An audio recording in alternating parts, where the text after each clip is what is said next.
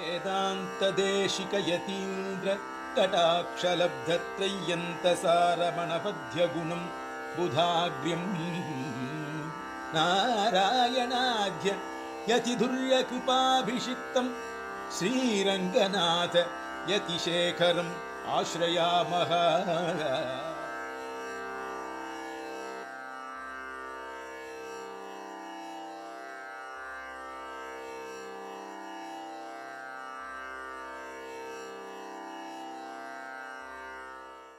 श्रीमते आदित्य महादेशिकाय नमः।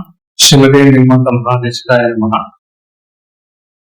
वेदांत देशिक यतीन्द्र कटाक्षलब्ध त्रयंतसारम अनवद्यगुणं बुधाग्रे नारायणादि यतिकृपाभिषिक्तं श्रीरंगनाथ यतिशेखरम् आश्रयामः।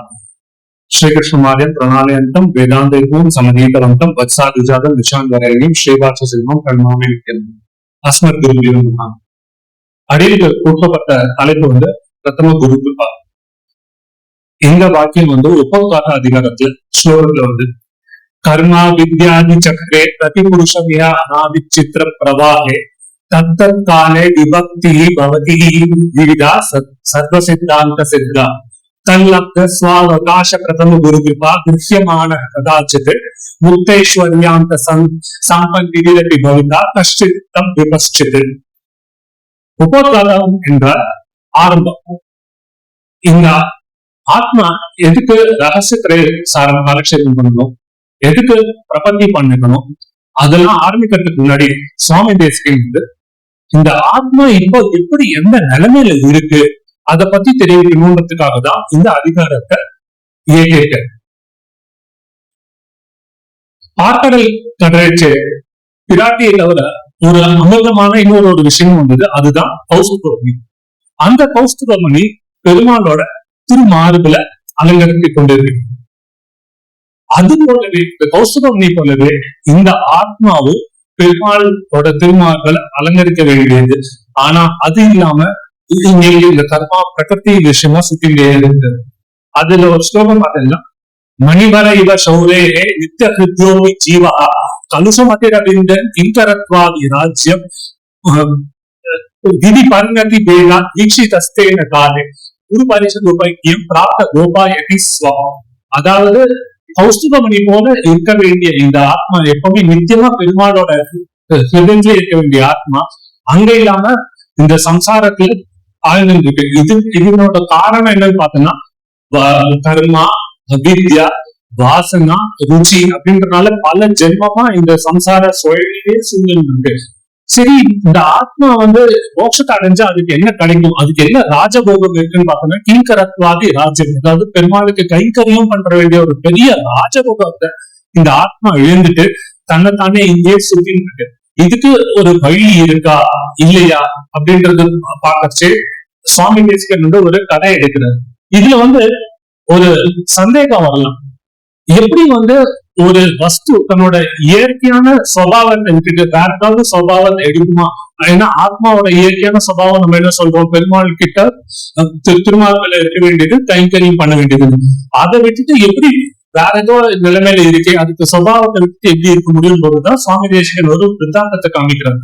அதாவது ஒரு ராஜகுமாரன் ஒரு அவங்களோட வேட்டையாட காட்டுக்கு வேட்டையாட செல்கிறான். அப்போ வேட்டையோட சுவாரஸ்யத்துல பார்த்தீங்கன்னா ராஜகுமாரன் வழி தப்பி போயிடுறான். ராஜாவும் பல நாட்களாக தேடி பார்த்து கண்டுபிடிச்சு கடைசியில ஏதாவது காட்டு மிருகங்கள் அவனை அடிச்சுட்டு போச்சோ இல்லாட்டி ஏறி ஆத்துல விழுந்துட்டானோ அப்படின்ற சோகத்துல திரும்பி நாட்டுக்கே செஞ்சுட்டான். அப்போ அங்க இருக்கிற காட்டுவாசிகள் என்ன பண்றா, அந்த ராஜகுமாரனை எடுத்து வளர்த்து அவனுக்கு எல்லா உணவு, ஆகாரம், பாஷை எல்லாமே.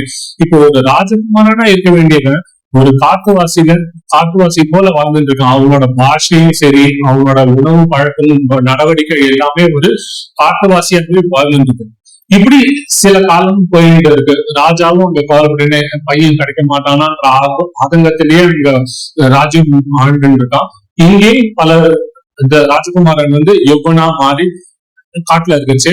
ஒரு நாள் அந்த வழியா காட்டு வழியா போன சில பெரியோர்கள் அந்த ராஜகுமாரனை பார்க்கும்போது இவன் மூஞ்சில ஒரு தேஜஸ் தெரியுது, ஆனா இவன் பண்ற செயலுக்கும் இவன் மூஞ்சில இருக்கிற தேஜஸ்க்கும் சம்பந்தம் இல்லையே, இதுல ஏதோ வேற ஏதோ மர்மம் இருக்கு, இதை நம்ம இன்னும் கொஞ்சம் ஆராய்ந்தா நல்லா இருக்கும் அப்படின்னு சொல்லிட்டு அவ போய் தேடி சுத்தி பக்கத்துல இருக்கிறது கண்டுபிடிக்கச்சுதான் அவளுக்கு தெரிய வருது இவன் ஒரு ராஜகுமாரன், பல வருஷங்களுக்கு முன்னாடி காட்டுல தப்பி போயிட்டான் அப்படின்னு தெரிய வருது. சோ அந்த பெரியோர்கள் என்ன பண்றா, அந்த ராஜகுமாரன் கிட்ட பேசி, நீ ஒரு ராஜகுமாரன், உனக்கு இந்த மாதிரி சொற்பன்றது உனக்கு இது நல்லது இல்ல, நீ ஒரு நல்லா ஒரு காலக்ஷேபம் பண்ணி நாட்டை ஆழணும், உனக்கு ஒரு பெரிய ராஜ போகியம்னு ஒண்ணு இருக்கு, அதை விட்டுட்டு நீ இந்த மாதிரி அல்பமான விஷயத்துக்கெல்லாம் நீ இங்க இருக்கக்கூடாது அப்படின்றான். அப்போ அந்த பெரியவர்கள் அந்த ராஜகுமாரனை கூட்டிட்டு போயிட்ட ஒரு குரு கிட்ட அனுப்பிச்சு சிக்ஷை பண்றான். அந்த சிக்ஷையும் அந்த ராஜகுமாரனுக்கு சிந்திக்கணும்னா அதுக்கும் ஒரு சில பெருமாளோட கிருபா வேணும். ஈஸ்வரஸ்ய சௌஹார்யம் எதிர்ச்சா சுகுத்தம் கதா விஷ்ணோ கடாட்சம் அத்வேஷம் ஆதிமுக்கியம் ச சாத்விகைஹி சம்பாஷணம் ஷடேதானி தியாச்சாரிய பிராப்தி ஹேதவஹ. அதாவது 6 காரணங்கள் இருக்கு ஒரு ஆத்மாவுக்கு ஒரு ஆச்சாரியனை போய் அடையிறதுக்கு. அதாவது ஈஸ்வரஸ்ய சௌஹார்யம், பெருமாளோட சௌஹார்தம், ஈஸ்வரஸ்ய சௌஹார்தம், பெருமானோட நல்ல எண்ணம், எதிர்ச்சா சுக்கிருத்தம் கதா, அதாவது எதிர்ச்சியா செஞ்ச சில புண்ணியங்கள், அதாவது என் பேரை சொன்னாங்க, ஊரை சொன்னாங்க, அந்த மாதிரி செஞ்ச சில புண்ணியங்கள். விஷ்ணு கட்டாட்சம், பெருமாள் கர்ப்பத்திலேயே அவனுக்கு கட்டாட்சிக்கிறது. அத்வேஷம், பெருமாளை துவேஷிக்காமல் இருப்பது. ஆபிமுக்கியம், பெருமாளோடைய எப்பவுமே எதிர்பார்த்து கொண்டிருப்பது. சாத்விகைக்கு சம்பாஷணம், அதாவது நல்ல சாத்விகளோட சம்பாஷணம் சேர்த்து இருப்பது. சோ நல்ல விஷயங்கள் அவனுக்கு இந்த மாதிரி கிடைக்கும். இப்படி பண்ணிட்டு இருந்த அந்த ராஜகுமார் போய் ஒரு ஆச்சாரியன் தெரிஞ்சப்பறம் அந்த ஆச்சாரியன் அவனுக்கு என்ன உபதேசம் பண்றார், தேகம் வேறு ஆத்மா வேறு, நீ உனக்கு ஒரு பெரிய கைங்கரியமே காத்துட்டு இருக்கு, அதை விட்டுட்டு நீ இந்த மாதிரி அல்பமான உலகத்துல இருந்து என்ன பண்ண போற அப்படின்னு சொல்லிட்டு அந்த ஆச்சாரியன் அவனுக்கு எப்படி புத்தி சொல்றா, நாயம் தேவோ நமக்கிருப்பா நான் பெரிய ஸ்தாவரோபிவா ஞானானந்த மயஸ்வாத்மா சேஷோகி பரமாத்மனா தாசபூதாக ஸ்வத சர்வே ஆத்மான பரமாத்மனா. அதாவது இந்த ஆத்மா தேவன் அல்ல, மனுஷன் அல்ல, பெரிய பசுவான ஸ்தாவரம், அதாவது ஸ்தாவரம் ஞானானந்த மயசத்மா, ஞானமும் ஆனந்தமும் கொண்ட இந்த ஆத்மா எப்பவுமே பெருமாளுக்கு ஒரு சேஷன்.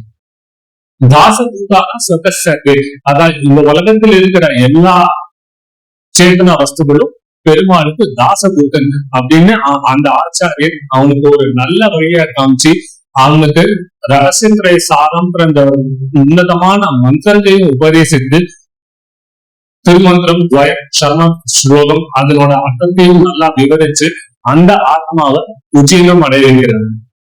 இத சுவாமி தேசிகன் அந்த தமிழ் பாசுரம், திருவுடன் வந்த செழுமணி போ திருமால் இதயம் மறுவிடம் வெண்ண மலரடி சூடும் வகை பெருந்தா கருவுடன் கடுவினை ஆற்று கருவுடன் கடுவினை ஆற்று விழுந்து ஒழுகாது அருவுடன் 5 அறிவார் அருள் செய்ய அமைந்தனே.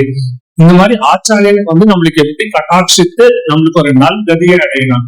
இப்ப பாத்தீங்கன்னா இப்ப பிரதம குரு கிருப்பான்னா யாருங்கிறது தெரியும், நம்ம இன்னும் அந்த கேள்விக்கு இன்னும் பதில் சொல்லல. முதல்ல அந்த ஜீவனுக்கு ஒரு நல்ல புத்தி ஞானத்தை அளித்ததுனால பெருமாள் ரத்ன குரு கொடுத்திருப்பார்.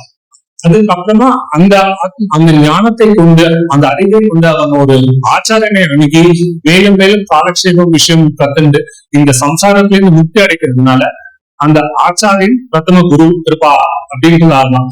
இது அதே காலக்ஷேபத்துல போது ரசிச்ச ஒரு சின்ன விஷயம் என்னன்னா, பெருமாளையும் பிரதம குரு கிருப்பா ஆச்சாரியனும் பிரதம குருப்பான்னு குருன்னு சொல்றதுக்கு பதிலா பெருமாளை ஆதி குருன்னு சொல்லலாம்.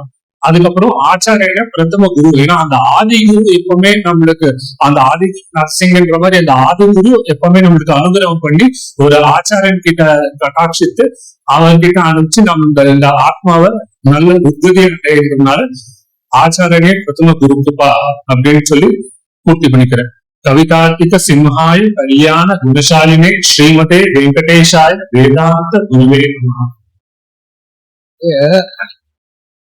ஆணினியுடைய சிக்ஷையில ஆணினின்ற 5 கிரந்தம் பண்ண அது சிக்ஷன் ஒண்ணு எழுதிக்க வியாக்கரணம் ஒண்ணு எழுதிக்க இது ரெண்டுமே வேதாந்தம். அதை பத்தி விசாரம் பண்றேன். அப்ப என்ன சொல்றாங்கன்னா ரசமே வித்வாம்சோ வையாகரணாக அப்படின்னு ஒண்ணு எடுத்த முதல் வேதாங்கங்கள்ல பிரதானமானவா முக்கியமானவா ரசமந்த சத்துக்கு முக்கியம் அர்த்தம் உண்டு. ரசமே வித்வாம்சா வையாகரணாக அப்படின்னு ஒண்ணு சொன்னேன். அப்போ உடனே ஒரு கேள்வி கேட்டார வையாக்கரண சொல்றதுக்கு சிக்ஷை வேணும் சுவாமி, அதோட சிக்ஷா வியாக்கரண சந்தான்னு சொல்றது சிக்ஷை தான் முதல் அப்படின்னு ஒருத்தர் ஆக்கிரமி. சிக்ஷா பிரசம முக்தா பவதி இது பிரசமே வையாக்கரணாக சிக்ஷாசாஸ்திர ஞானினாக பிரசமே பவந்தி. அழகான ஒரு விஷயம் சொன்ன பிரசமம்னு ஒண்ணு பிரதானம்னு ஒண்ணு. சிக்ஷா பிரதான வஸ்து, வியாக்கரணம் பிரசமம் பவத்து அப்படின்னு என்ன சொன்னா பெரிய பிள்ளை கெட்டிக்காரனா அவசியம் இல்லை, பிரதானா இருக்கா பெரியவன் இல்லை, ரெண்டு வெவ்வேறா இருக்கலாமே பண்றது. அது ரெண்டும் ஒத்தரே பண்ணா என்ன பண்றது? சுவாமி சிக்ஷா ஒருத்தர் பண்ணிருந்தா வியாக்கரணம் ஒருத்தர் பண்ணிருந்தா அவர் பண்ணதுக்கான வசதின்னு சொல்லலாம். இவரே ரெண்டும் பண்ணிருக்க, ரெண்டும் எதுவும் முதல்ல பண்ணாரு. முதல்ல என்ன சிக்ஷதான் பண்ணேன்னு சொல்லிட்டேன். அறிவுன்னு ரெண்டுக்கே தெரியறதுக்கே கூட வாக்கு வித்தாரணே விஜன் அப்படின்னு சொல்றேன். சிக்ஷை தான் முதல்ல பண்ணு. அகாரம் எப்படி உச்சரிக்கணும், இகாரம் எப்படி உச்சாரணும், உகார உச்சாரணம் சொல்றதுக்கா இதை வச்சோம்னா வியாக்கரணம் சொல்ல போறது. அதனால சிக்ஷை முதல் அப்படின்னு. இப்போ பிரசனே வித்வாம்சா சைக்ஷிகான்னு சொல்லிட்டு போறதுக்கு என்ன வையாகரணான்னு ஏன்னு சொன்னா இப்ப சொல்ற இந்த சிக்ஷையை புரிஞ்சுக்கிறதுக்கு சிக்ஷை எழுதிக்கிறது சம்ஸ்கிருதத்துல அந்த ஸ்லோகத்துக்கு அர்த்தம் புரிஞ்சுட்டு வியாகரணம் என்ன பண்றது? ரெண்டையும் நானே பண்றேன். அதுக்காக ஒத்தரே ரெண்டையும் பண்ண. இங்கேயும் முசும்மனே ஆதிநட சுவாமியா வந்த போது ரெண்டும் சரியா இருக்கும். பகவத் கிருபையும் போகணும், ஆச்சாரிய கிருபையும் போகணும். பகவான் ஆச்சாரியனா போயிட்டு சரியா போச்சு. அதுதான் சொல்றேன்.